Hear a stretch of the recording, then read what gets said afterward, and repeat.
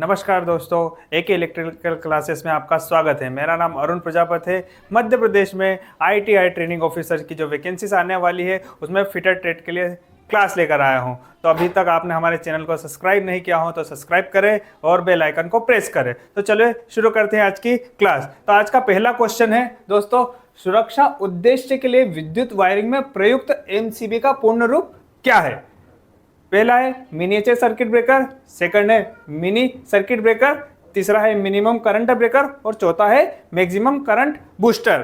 तो आपने आपके घर में देखी होगी MCB, तो इस टाइप की MCB होती है, आपने कभी आपके घरों में देखी होगी तो MCB, ठीक है ना। इसका उद्देश्य होता है कि कभी भी शॉर्ट सर्किट होता है घर में कहीं पे वायरिंग में, तो ये MCB ऑफ हो जाती है, ऑटो कट ऑफ हो जाता है। तो इससे क्या होता है कि आपने जो वायरिंग का जलने का झंझट है वो पूरा समाप्त हो जाता है। तो इसका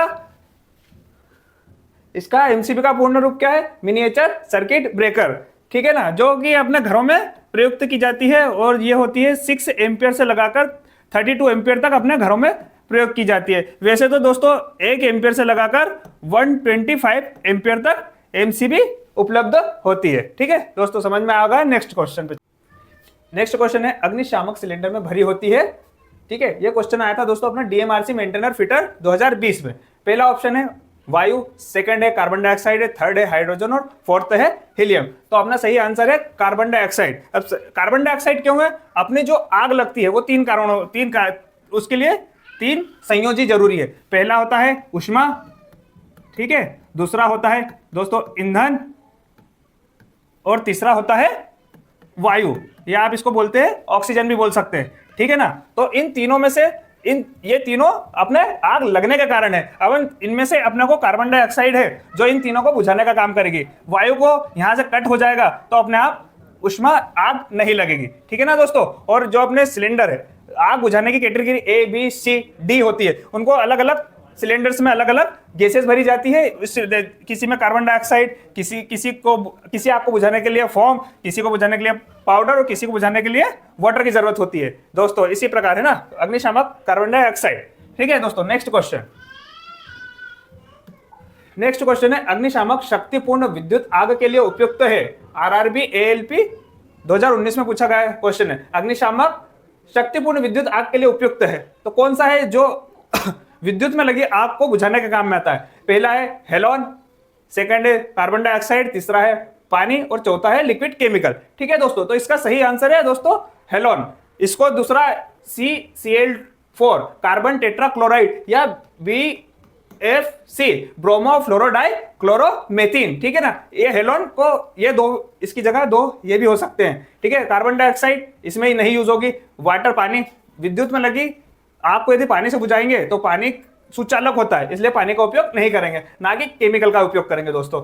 और हमारे इसमें विद्युत का जो है वो इस प्रकार का सिलेंडर होता है जिसमें विद्युत, इसमें क्या भरा होता है सर दोस्तों? कार्बन टेट्रा क्लोराइड या ब्रोमो फ्लोरो डाई क्लोरोमीथेन, ठीक है ना दोस्तों। उसका BFC होता है और कार्बन टेट्रा क्लोराइड का होता है CCl4। नेक्स्ट क्वेश्चन दोस्तों,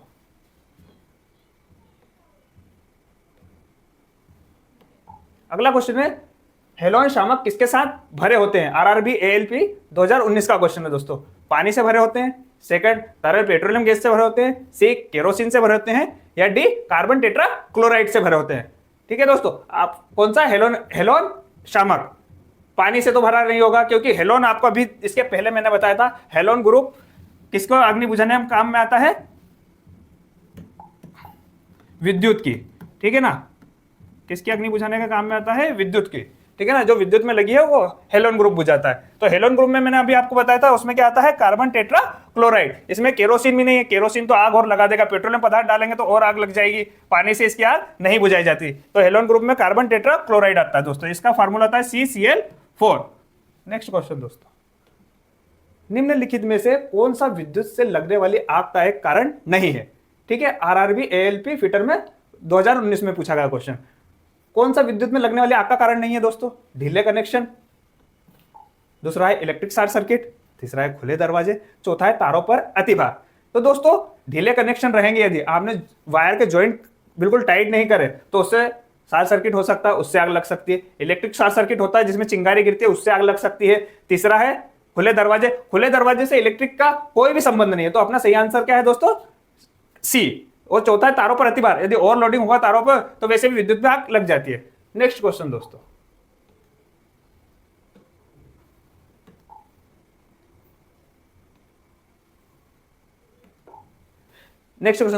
किस प्रकार के अग्निशामक का उपयोग द्रवों के कारण लगने वाली आग के लिए किया जाता है? आरआरबी एएलबी फिटर 2019 में पूछा गया क्वेश्चन है।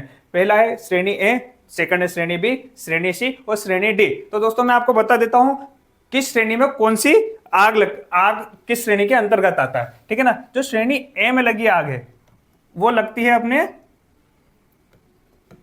पेपर या लकड़ी में जो आग लगती है उसको श्रेणी ए के अंतर्गत रखा गया है। दूसरा, जितने भी द्रवित है जो लिक्विड फॉर्म में रहते हैं जैसे पेट्रोल, डीजल, केरोसिन, इनमें लगी आग श्रेणी बी के अंतर्गत आती है। श्रेणी सी के अंतर्गत आती है विद्युत में लगी आग या गैसों में लगी आग, जैसे एलपीजी, सीएनजी, इनमें लगी आग श्रेणी सी के अंतर्गत आती है। और श्रेणी डी के अंतर्गत आती है जो मेटल्स या धातुओं में जो आग लगी होती है वो श्रेणी डी के अंतर्गत आती है। अभी हमने लिखा है द्रवों के कारण लगने वाली आग, द्रवित कौन सा है? श्रेणी बी के अंतर्गत आता है। जिस प्रकार आपने देखा होगा किसी पेट्रोल के टैंकर में आग लगी हुई है तो इसको किस में रखा गया है? श्रेणी बी में। ये अपना सही आंसर है। नेक्स्ट क्वेश्चन दोस्तों,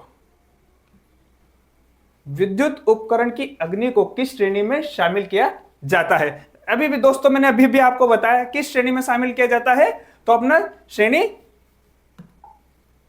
सी में। फिर से करो क्या अजय? फिर से कर देता हूं ना, कोई दिक्कत नहीं। नेक्स्ट क्वेश्चन दोस्तों, विद्युत उपकरण की अग्नि को किस श्रेणी में शामिल किया जाता है? एएलपी फिटर 2019 का क्वेश्चन है।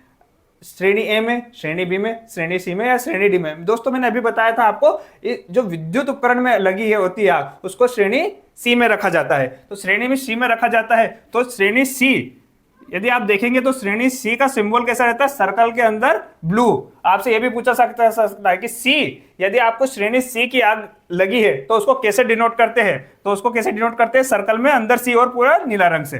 ठीक है दोस्तों। नेक्स्ट क्वेश्चन दोस्तों, क्या एक हस्त पुस्तिका में सन्निहित नहीं होता है?